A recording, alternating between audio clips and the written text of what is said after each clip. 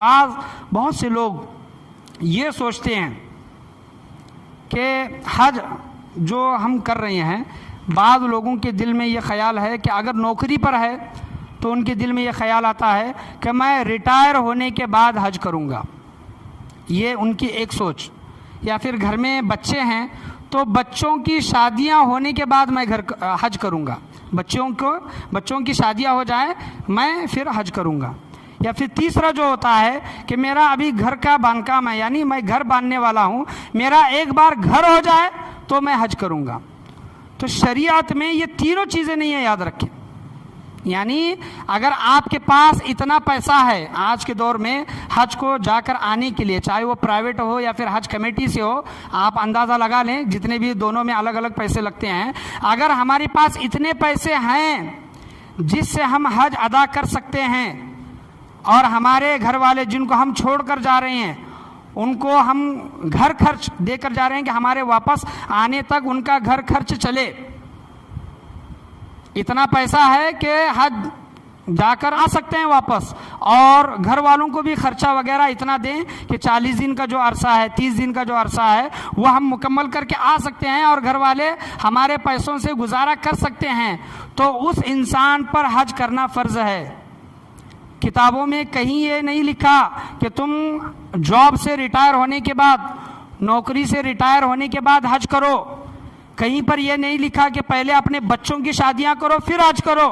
کہیں پر یہ نہیں لکھا کہ پہلے اپنا اچھا سا گھر باندھ لو پھر حج کرو. نہیں لکھا. بالغ ہے، عاقل ہے، مسلمان ہے اور مالدار بھی ہے، جس سے حج ادا کر سکتا ہے، تو اس کے لیے فرض ہے کہ اللہ کے گھر کی زیارت کرے. 5 چیزوں میں سے، یعنی کلمہ، نماز، روزہ، حج، زکوٰۃ. حج جو ذکر آیا ہے کہ اسلام کی 5 بنیادی چیزوں میں سے ایک بنیادی چیز کیا ہے؟ حج ہے. حج. اور جو لوگ یہ سوچتے ہیں کہ میں ان تمام چیزوں سے فارغ ہو کر حج کروں گا، تو آپ یہ سمجھ رہے ہیں کہ یہ تمام چیزیں ہونے تک، میرا گھر، میرے بچوں کی شادیاں، یا پھر میں ریٹائرمنٹ ہونے تک میں نہیں مروں گا. آپ کا یہ عقیدہ بنا ہے، ہمارا یہ عقیدہ بنا ہے. موت تو کبھی بھی آ سکتی ہے. موت تو جوانی بھی آ سکتی ہے، بچوں کی شادیاں کرنے سے پہلے بھی آ سکتی ہے، گھر کا باندھکام ہونے سے پہلے بھی آ سکتی ہے. آپ جس نوکری پر ہیں، جس جاب پر ہیں، وہ جاب مکمل ہونے سے پہلے بھی آپ کو کیا ہو سکتی ہے؟ موت آ سکتی ہے. موت کا کوئی بھی بھروسہ نہیں. اور آپ صلی اللہ علیہ وسلم نے کیا فرمایا؟ سخت تاکید، سخت الفاظ حدیث میں آپ صلی اللہ علیہ وسلم نے ارشاد فرمایا ہے کہ جس کے پاس اتنا مال و دولت ہے جس سے وہ حج کر سکتا ہے، پھر بھی وہ حج نہیں کر رہا، آپ صلی اللہ علیہ وسلم فرماتے ہیں چاہے وہ عیسائی ہو کر مرے یا پھر نصرانی ہو کر مرے، ہمیں کوئی پرواہ نہیں.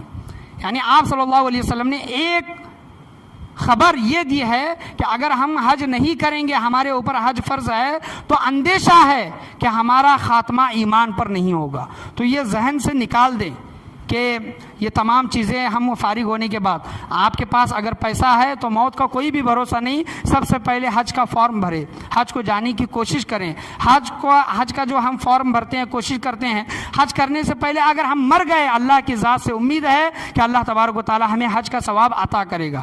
اگر کوئی یہ سوچتا ہے کہ میں 50 سال 60 سال کی عمر میں تمام کاموں سے فارغ ہو کر میں حج کروں گا، تو ہو سکتا ہے، ممکن ہے کہ اس کا خاتمہ ایمان پر نہ ہو.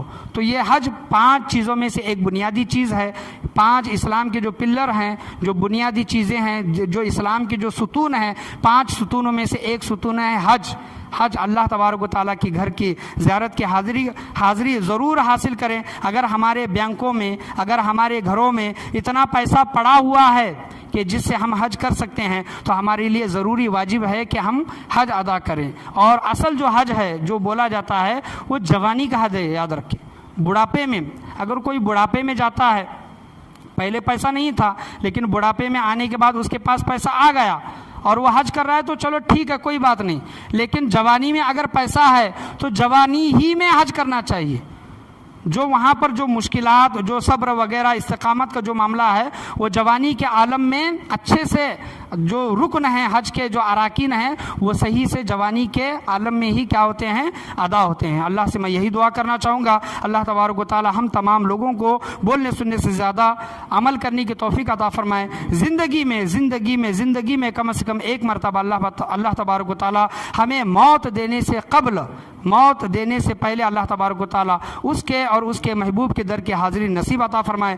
ہم سب کو حاجی بنائے، نمازی بنائے، متقی بنائے، پرہیزگار بنائے، اس کا اور اس کے محبوبین کا چاہنے والا بنائے۔ حج کی جو اہمیت ہے، حج کرنے کی اہمیت، فضیلت جو ہے، اس کو سمجھ کر، اور ہمارے پاس اتنا پیسہ آتا ہے تو سب سے پہلے ہمیں حج کرنے کی اللہ تبارک و تعالی توفیق و رفیق عطا فرمائے۔